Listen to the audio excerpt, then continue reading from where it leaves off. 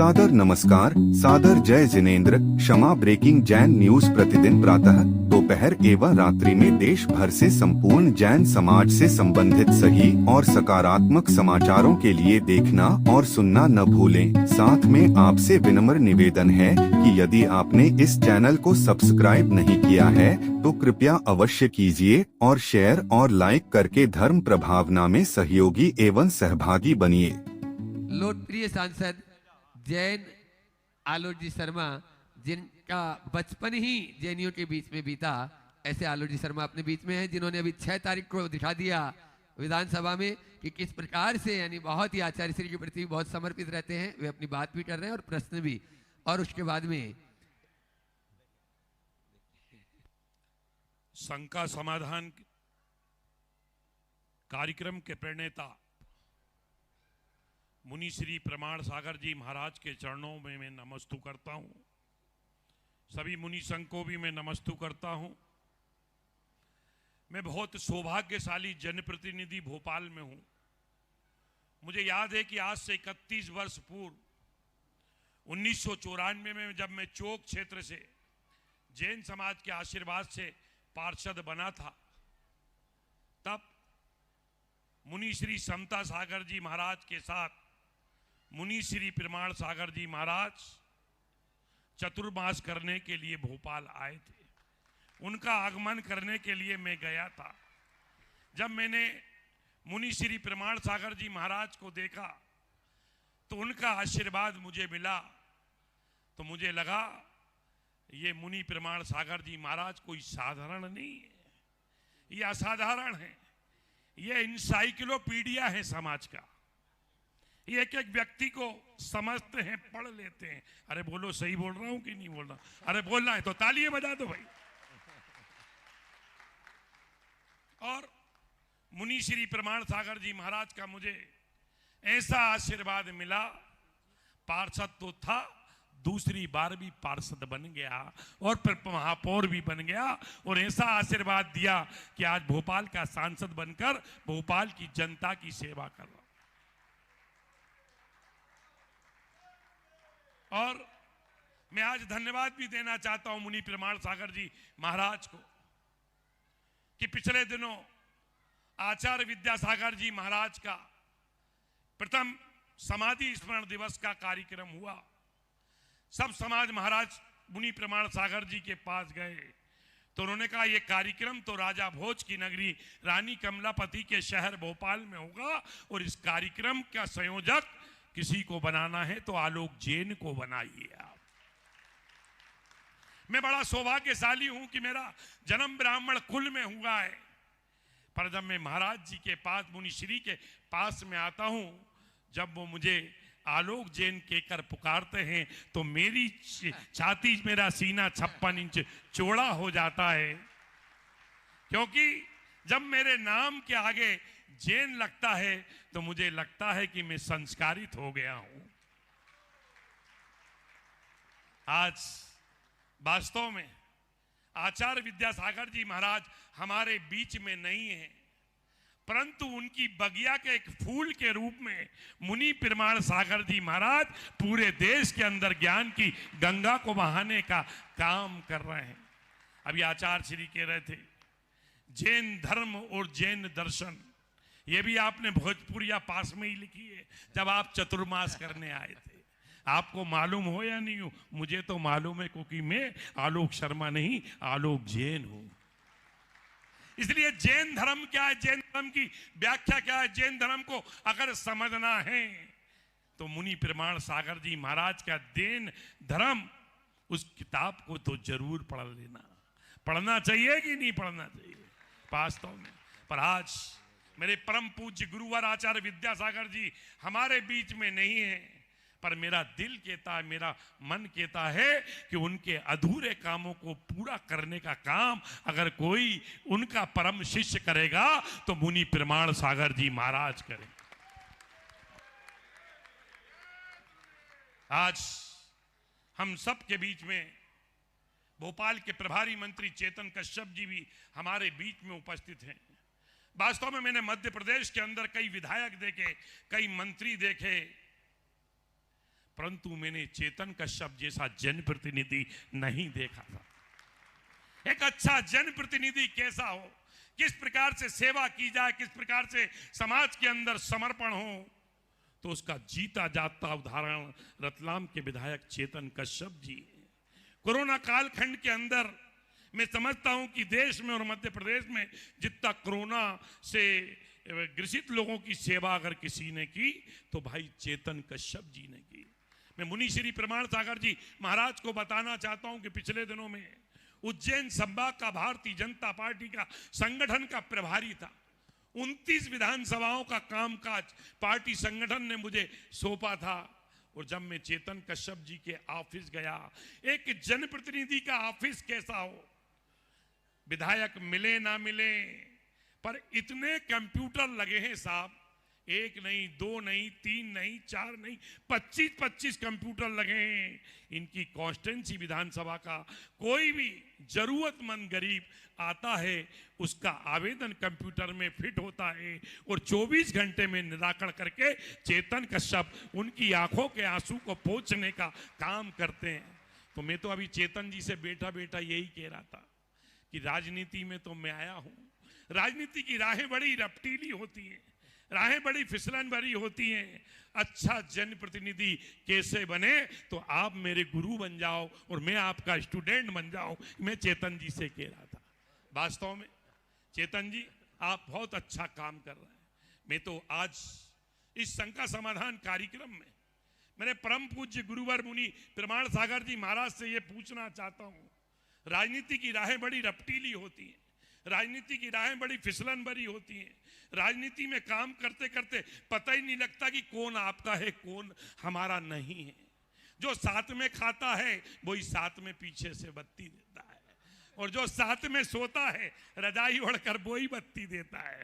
तो कभी कभी तो लगता है कि राइट की सीधे हाथ की बात उल्टे हाथ को नहीं पता लगे, और उल्टे हाथ की बात हाथ को पता नहीं। बड़ी कठिन है। मैं तो कभी कभी परम पूज्य गुरुवार ये बोलता हूं कि ये प्रोफेशन लोग सोचते हैं बड़ा आसान है, एक जैकेट पहन लो, एक गमछा डाल लो, एक टीका लगा लो, निकल जाओ, उसमें तो कोई एजुकेशन वगैरह भी नहीं पूछता, पर बड़ा पेशेंस का काम है साहब। राजनीति बड़ा कड़वा घूंट पीने का काम है।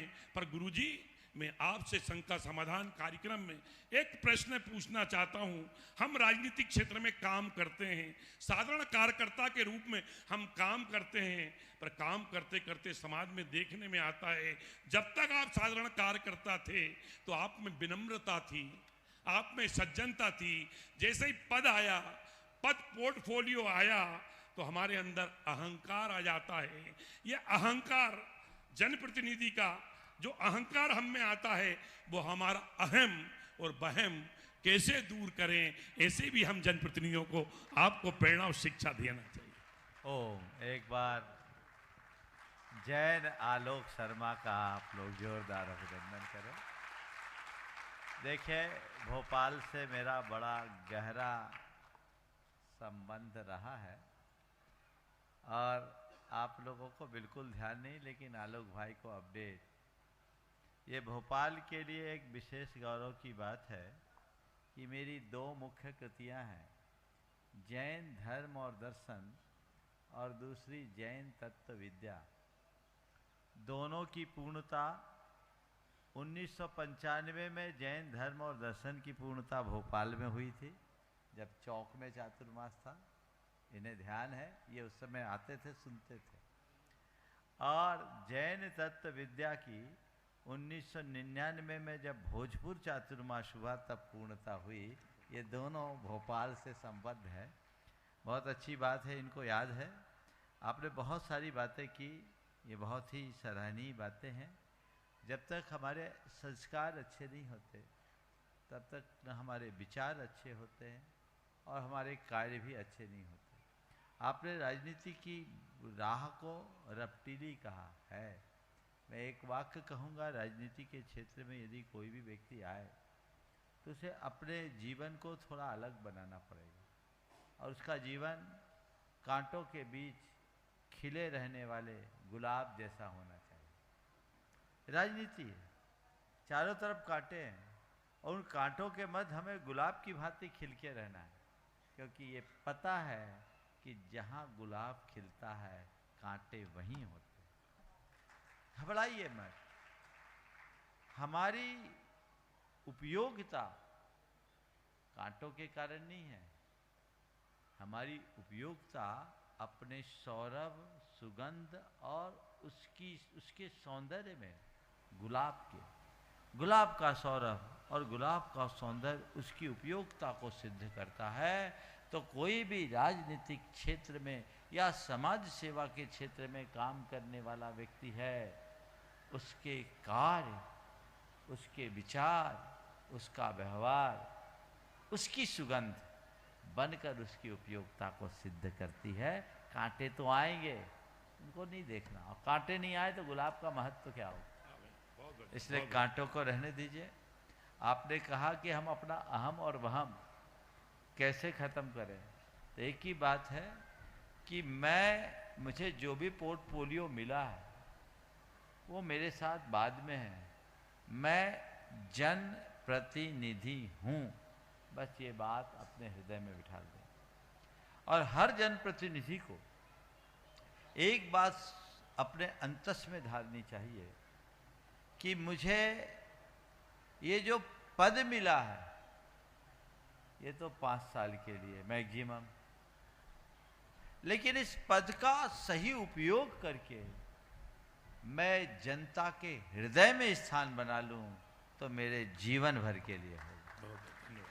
तो हमें जनता के दिलों पर राज करने का भाव रखना चाहिए, जिससे हमारे जीवन का पथ प्रशस्त हो। अभी चेतन जी कश्यप की बात आपने की, निश्चित ये एक बहुत उत्कृष्ट उदाहरण है और हमें ऐसे लोगों से प्रेरणा लेते रहनी चाहिए। भोपाल के प्रभारी हैं, मैं थोड़ा सा एक काम इनके जिम्मे देना चाहता हूँ, आपके भी जिम्मे है। आपको याद है मुख्यमंत्री जी ने 6 तारीख को एक घोषणा की थी आचार्य गुरुदेव का स्मारक बनाने का, तो अब मुख्यमंत्री जी को याद दिला दीजिए। यद्यपि वो उनको याद होगा, लेकिन यदि ये कार्य समय रहते हो जाए तो अति उत्तम है। स्थान आदि उसका होमवर्क आप लोगों ने किया होगा, हुआ है, उस होमवर्क के अनुरूप ये कार्य हो जाए और अभी हम हैं यहाँ तो सोने में सुगंध हो जाए। और उत्तम हो कि माननीय प्रधानमंत्री जी आ रहे हैं, तो व्यस्तता तो उनकी होगी, ऑनलाइन ही शुरुआत हो जाए तो बहुत बड़ा आदर्श उपस्थित हो सकता है। हाँ, यहाँ तो इन्हें आलोक जी की कितनी गिनाओगे तुम, एक एक क्या गिना रहे हो। आलोक तो आचार्य श्री का कमंडल लेकर के, आचार्य श्री क्या हम लोगों का कमंडल लेकर के चलने वाले हैं। बहुत अच्छी बात है, तो इसे भी अगर आगे बढ़ाया जाए तो बहुत अच्छा है। बहुत बहुत आशीर्वाद। और आज महाराज जी के कार्यक्रम का तो समापन हो रहा है। मैं तो अभी ही महाराज जी से कहूंगा कि आप चले जाएंगे, पर जल्दी से जल्दी भोपाल, तालियां तो बजाइए महाराज जी को बुलाने के लिए, इतनी कमजोर बजाएंगे। और मैं तो यही कहूंगा कि महाराज जी अब अगली बार आपका चतुर्मास मध्य प्रदेश में कहीं नहीं होगा, होगा तो हमारे शहर। अरे कहाँ होगा, मैं नहीं बोल रहा, कहाँ होगा, अरे कहाँ होगा, तो हाथ खड़ा करके बताइए। तो महाराज जी कहाँ होना चाहिए। महाराज जी एक ही आवाज आ रही है कि आपका अगला चतुर्मास राजा भोज की नगरी रानी कमलापति के शहर में का। एक बार तालियों की गड़गड़ाहट से महाराज श्री का स्वागत।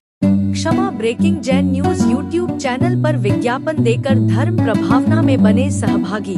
विज्ञापन देने हेतु संपर्क कीजिए मोबाइल नंबर 9026900740 एवं समाचार एवं वीडियो भेजने हेतु WhatsApp number 9335236222। Kshama breaking Jain news YouTube channel देखने के लिए आपको बहुत बहुत धन्यवाद। सादर प्रणाम, सादर जय जिनेंद्र।